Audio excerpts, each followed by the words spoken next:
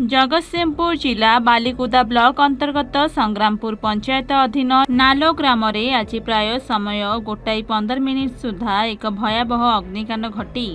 अंचल में आतंक सृष्टि करिछि।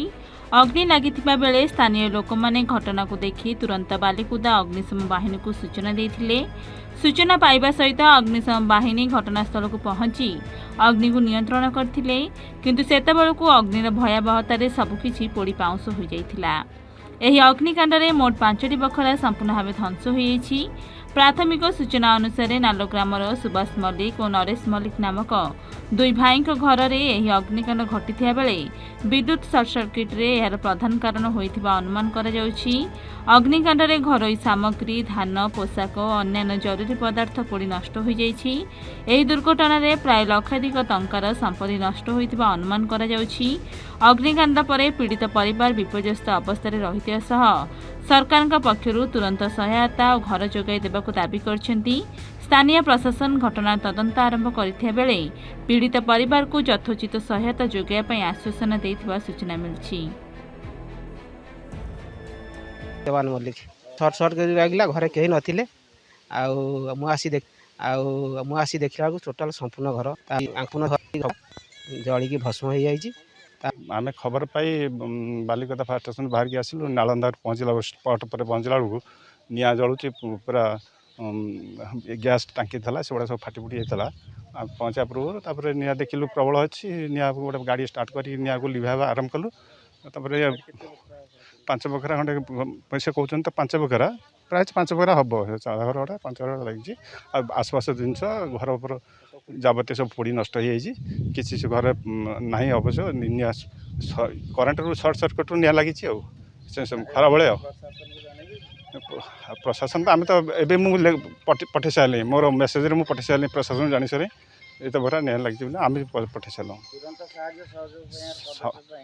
ये सब प्रोसेस आम तरफ किसी ना आम खाली रिपोर्ट दबू से प्रोसेस सब ब्लॉक तरह आरएन को आनी डाकी देखेकरी से सब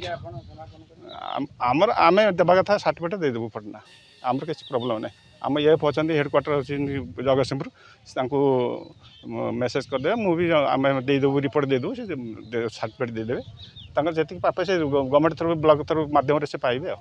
लाइन तार सर्ट हो जाए तुड़ी उपरको अने उठारे उठुची निआ घरे बो जाऊला माछ भाजी बोलिकी सी डाक पकड़ी मुझे निआ कौन हम घर उपर जलिला सी छाड़ देंगे पड़े आसिक सब जिनस पत्र कौन आउ काढ़े डाक पकड़ा बेलू बाहर कहीं तो ना गोटी गोटी किया घर आउ किए आसब सब जी जो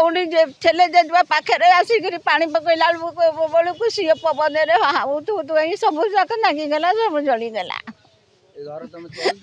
चलुलु आउ कौन आमर कोठा घर अच्छी ना कौन अच्छी से घरे तो चलुलु आउ कौन कर आम 2टा परिवार सान पुआ अलग बड़ पुआ अलग तार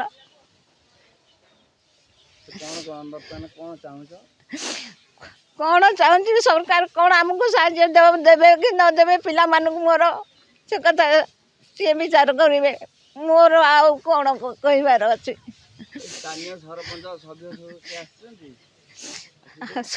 सरपंच आसिक पहुँची मुझे देखी ना तो मोर मो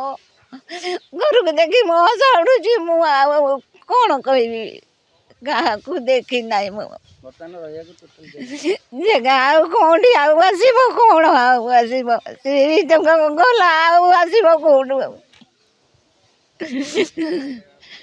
घर किसी ना संपूर्ण तांकर पक्का घर भी नहीं गरीब समझे जानी घर ना बोली देखते जानी चाल घर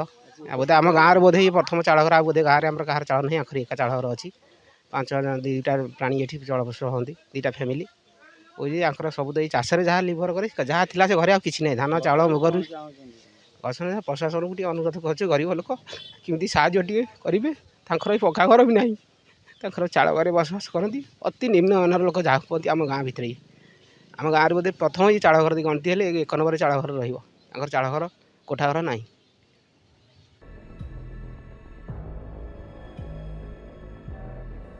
ଜଗତସିଂହପୁର ଜିଲ୍ଲାରୁ କମଳାକାନ୍ତ ବାରିଙ୍କ ରିପୋର୍ଟ ଏନ୍ ଓଡ଼ିଶା।